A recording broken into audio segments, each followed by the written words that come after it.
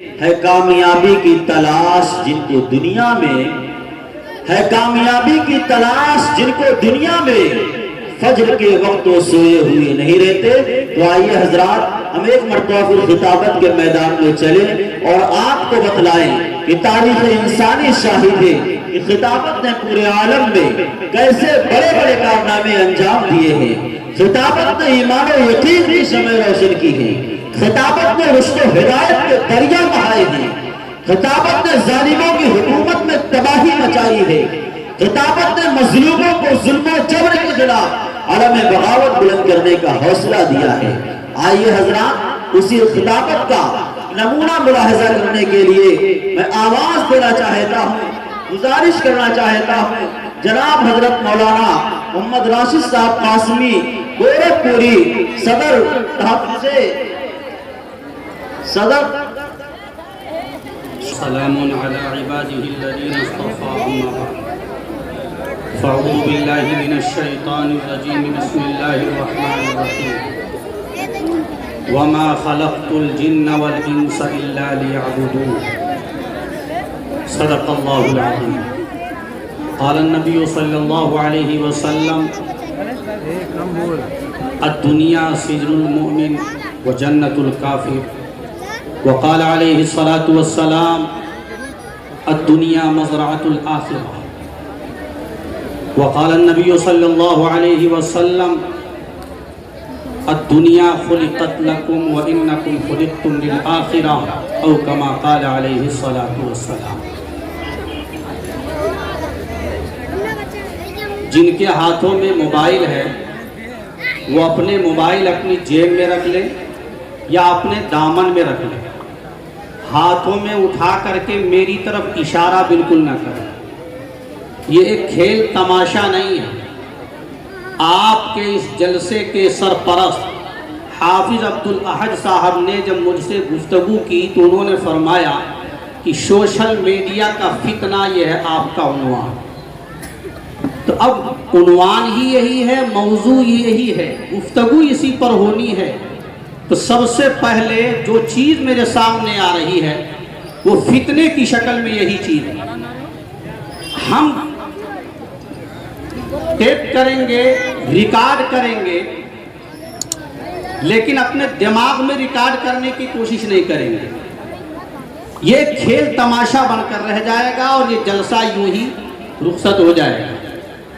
جن کا کام ہے پروگرام کو محفوظ کرنا، ٹیپ کرنا، ریکارڈ کرنا اور باقاعدہ جلسہ انتظامیہ کی طرف سے یہ کام جسے سونپا گیا ہے وہ صاحب اس کام کو بخوبی انجام دے رہے ہیں۔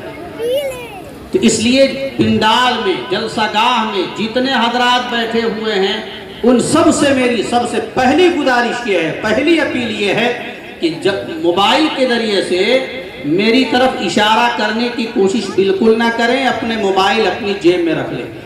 یہ بچہ ہاتھ میں لیے ہوئے ہے، شاید آواز میری پہنچ نہیں رہی ہے، اس طرح کچھ لاؤڈ اسپیکر میں کمی ہو رہی ہے یا میں کسی دوسری زبان میں بول رہا ہوں۔ زبان یار من ترکی و من ترکی نمی دانا، میری زبان تو ترکی ہے اور یہ بچہ ترکی زبان سمجھتا نہیں، ایسا تو نہیں ہے۔ آپ اگر یہاں مہداول کے ہیں تو یہ بھی میرا گھر ہے، میں کوئی باہری آدمی نہیں ہوں۔ یہاں کی زبان میں سمجھ سکتا ہوں، آپ بھی سمجھ سکتے ہیں۔ آپ بولیں گے میں سمجھوں گا، میں بولوں گا آپ سمجھیں گے۔ تو اس لیے پوری ایک سوئی کے ساتھ، مستعدی کے ساتھ، انہماک کے ساتھ بیٹھ کر کے کرسیوں پر سننے کی کوشش کیجیے۔ الحمدللہ برنچاری میں نوجوانوں نے کچھ فیصلہ لیا، ارادہ کیا کہ دینی جلسہ کرنا ہے، اصلاحی پروگرام کرنا ہے، تعلیمی بیداری کانفرنس کرنی ہے۔ اس سلسلے میں نوجوان کمیٹی نے، یہاں کے بزرگوں نے، انتظامیہ نے یہ قدم اٹھایا اور اس قدم کا نتیجہ آج کا یہ عظیم الشان اجلاس ہے۔ اجلاس کا مقصد صرف یہی نہیں ہونا چاہیے کہ آئیں اور گفتگو سن لیں اور اپنے گھر کو چلے جائیں۔ عمل کی نیت سے بات کو سننا بھی چاہیے اور عمل کی نیت سے بات کہنی بھی چاہیے۔ اللہ تعالی ہم سب کو ان باتوں پر عمل کرنے کی توفیق عطا فرمائے۔ گفتگو کا مخاطب سب سے پہلے میں ہوں اور اس کے بعد آپ حضرات ہیں۔ عمل کا جتنا میں محتاج ہوں اتنا ہی آپ بھی، اور انسان اس دنیا میں آیا ہے عمل ہی کے لیے آیا ہے۔ عمل وہ جس سے اللہ راضی ہو، عمل وہ جس سے اللہ کے پیغمبر راضی ہو، عمل وہ جو قرآن کہتا ہے، عمل وہ جو حدیث کہتی ہے، عمل وہ جو ہمارا دین کہتا ہے۔ اگر ہم اس ارادے کے ساتھ یہاں بیٹھیں گے، اخیر تک جمے رہیں گے اور باتوں کو سننے کی کوشش کریں گے تو انشاءاللہ آج کا ہمارا یہ اجلاس کامیاب ہوگا، مفید ہوگا، نافع ہوگا۔ ہمارے ہاتھوں میں لیپ ٹاپ، موبائل، فیس بک، واٹس ایپ، انسٹاگرام، ٹیلی گرام، ان شکلوں میں جو چیز ہمارے پاس موجود ہے، اگر آپ صحیح استعمال کریں گے تو آپ کامیاب ہیں، اور اگر آپ ان کا غلط استعمال کریں گے تو آپ ناکام ہیں۔ یہ چیزیں آپ کو تباہی کے دہانے پر لے کے چلی جائیں گی، آپ کو بربادی کے کگار پر دھکیل کے چھوڑیں گی، آپ کی دنیا بھی خراب کریں گی، آپ کی عقبہ بھی خراب کریں گی۔ اس لیے عقل مند انسان وہ ہے جو ان چیزوں کا صحیح استعمال کرے، ان چیزوں کی حقیقت کو، افادیت کو، نافعیت کو سمجھے، اور ان کی بربادی کو، ان کی خرابی کو، ان کے مفاسد کو بھی سمجھے۔ اگر سمجھ کر کے سوشل میڈیا کا استعمال صحیح کیا گیا تو یہ آپ کی ترقی کی ضامن ہے اور آپ کے مستقبل کی بھلائی کا ذریعہ ہے، اور اگر آپ نے ان کا صحیح استعمال نہیں کیا تو یہ آپ کو بھی خراب کر دیں گی، آپ کے گھر کو بھی تباہ کر دیں گی، اور یہ آپ کے سماج کو گھن کی طرح کھا جائیں گی، اور یہ چیزیں آپ کے مستقبل اور فیوچر کو بدنام کر کے برباد کر کے رکھ دیں گی۔ ہمارے ہاتھ میں موبائل ہے، ہماری جیب میں موبائل ہے، ہمارے گھر پہ موبائل ہے، یہاں بیٹھے ہوئے جتنے حضرات ہیں، میں تو یہ نہیں سمجھتا کہ کوئی موبائل سے خالی ہوگا، الا ماشاءاللہ سب کے ہاتھ میں موبائل، بلکہ بعض تو اتنے زیادہ اس میں مستعد و چوکس ہیں کہ دو جیب ہے تو دو موبائل، دو ہاتھ ہے تو دو موبائل۔ آپ موبائل کا استعمال کیجئے، لیکن میں آپ کو ساتھ ساتھ یہ بھی کہوں گا کہ موبائل کا صحیح استعمال کیجئے، غلط استعمال نہیں کیجئے۔ مرنا ہے آپ کو، اور مرنے کے بعد ایک ایک عمل کا جواب دہ ہونا ہے۔ آپ اس جواب دہی کے لیے یہاں بھیجے گئے ہیں۔ آپ آزاد نہیں ہیں اپنی زندگی میں۔ یہ مطلب نہیں ہے کہ آپ یہاں آئے اور آنکھیں کھولی، پاؤں اللہ نے دے دیے تو آپ چلتے ہوئے جس طرف چلے جائیں، اور آپ کو ہاتھ اللہ نے دے دیے تو جو چاہیں آپ پکڑ لیں، اور آپ کو اللہ نے آنکھیں دے دی تو جو چاہیں آپ دیکھ لیں، جہاں بھی چاہیں نظر ڈال لیں۔ آپ کو اس کا ادھیکار نہیں ہے، آپ کو اس کا اختیار نہیں ہے، آپ کو اس کا حق نہیں ہے۔ آپ کو پابند بنایا گیا ہے قرآن کا، آپ کو پابند بنایا گیا ہے حدیث کا، آپ کو پابند بنایا گیا ہے دین اسلام کا۔ آپ کلمہ پڑھنے والے ہیں، آپ نبی کے غلام ہیں، آپ نبی کے شہدائی ہیں، آپ نے کلمہ پڑھا ہے کہ ہم نبی صلی اللہ علیہ وسلم کی باتوں کو ماننے والے ہیں، نبی کے فرمان کو قبول کرنے والے ہیں، کلمے کے تقاضے پر چلنے کا آپ نے یہ عہد و پیمان باندھا ہے۔ لہذا زندگی کے ہر موڑ پر اور زندگی کے ہر گوشے میں آپ کی زندگی شریعت و سنت کے مطابق ڈھلی ہوئی ہونی چاہیے۔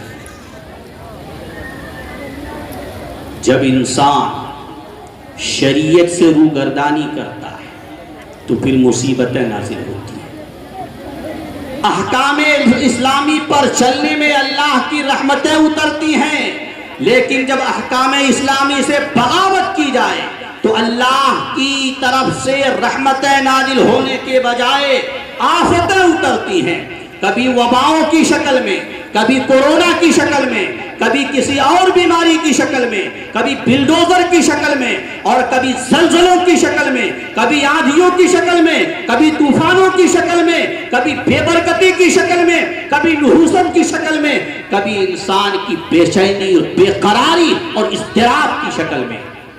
اگر ہم چاہتے ہیں کہ اللہ کی رحمتیں اترے، تو ہمیں دین پر چلنا ہوگا.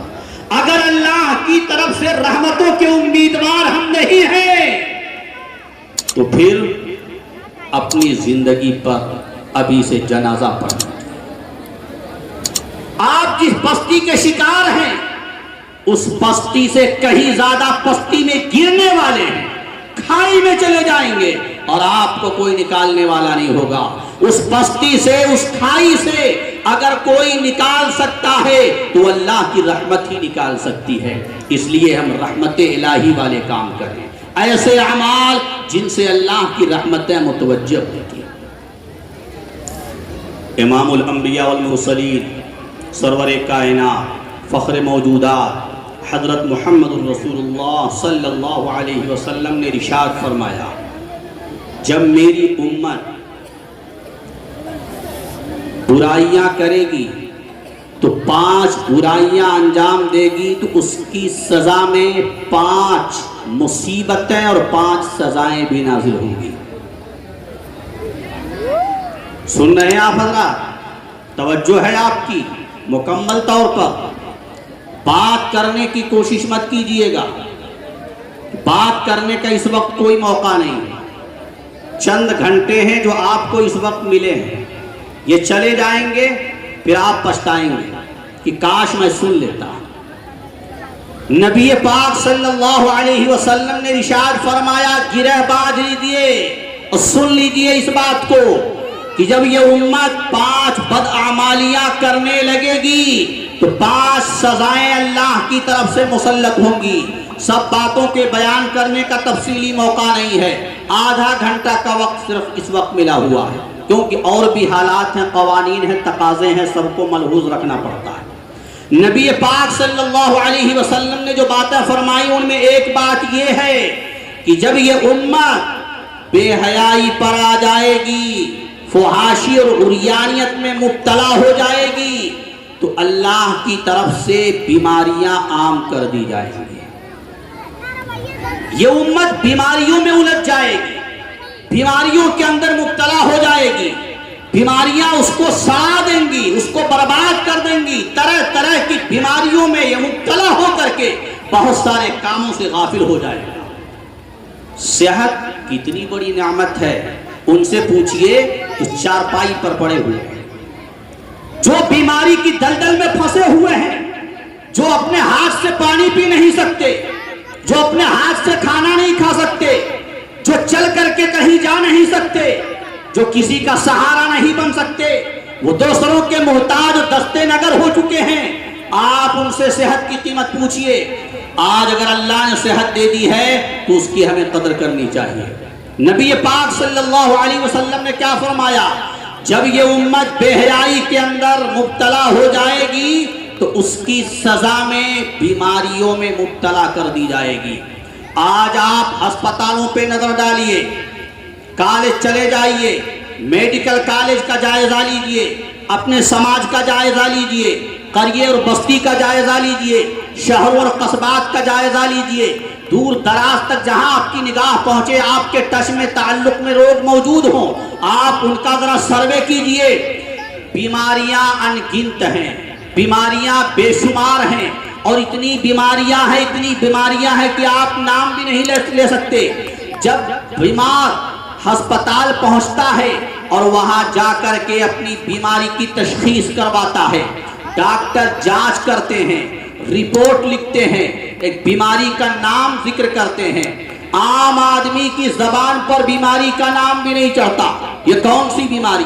نئی بیماری کہ آدمی صحیح سے ان بیماریوں کو الفاظ میں ادا نہیں کر سکتا ہے. ایسی عجیب و غریب بیماریاں, ہمارے باپ دادا نے ان بیماریوں کے نام بھی نہیں سنے جو آج بیماریوں کا سامنا کیا جا رہا ہے. یہ بیماریاں کیوں ہیں؟ بیماریاں کیوں ہیں؟ یہ تو رحمت للعالمین نے ارشاد فرما دیا کہ بیماریاں اس وجہ سے ہیں کہ بے حیائیاں عام ہو چکی ہیں, ناجائز اولاد کی کثرت ہو چکی ہے, بدکاریاں بہت بڑھ چکی ہیں, بے حیائیاں بہت عام ہو چکی ہیں. آپ جائزہ لیں گے تو آپ کو اس بات کا اندازہ ہوگا.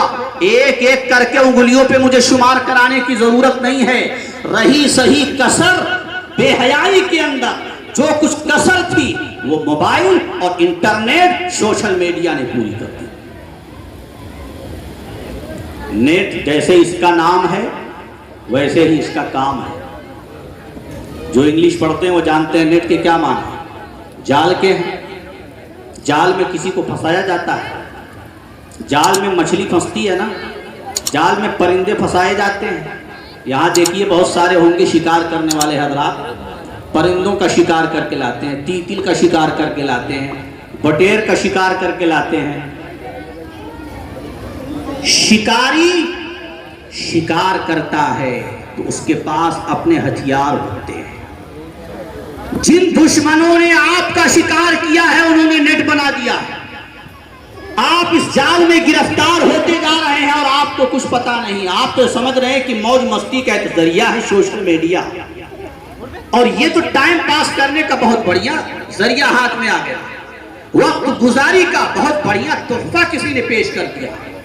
آج اس طرح ملوث ہے اس موبائل کے اندر, سوشل میڈیا کے اندر, واٹس ایپ کے اندر, فیس بک کے اندر, گوگل کے اندر, یوٹیوب کے اندر, نہ ہمیں نماز کی پرواہ ہے, نہ ہمیں مسجدوں کی آبادی کی پرواہ ہے, نہ ہمیں تعلیم کا خیال ہے, نہ اپنے گھر کے مستقبل کی فکر ہے, نہ عقبہ کی فکر ہے, نہ آخرت کی فکر ہے, نہ دنیا کی کامیابی کی فکر ہے, اور نہ اپنے نونہالوں کے آزاد ہونے کی اور مستقبل کے اچھے بہتر نتائج کی فکر ہے. بتاؤ ہے کوئی فکر؟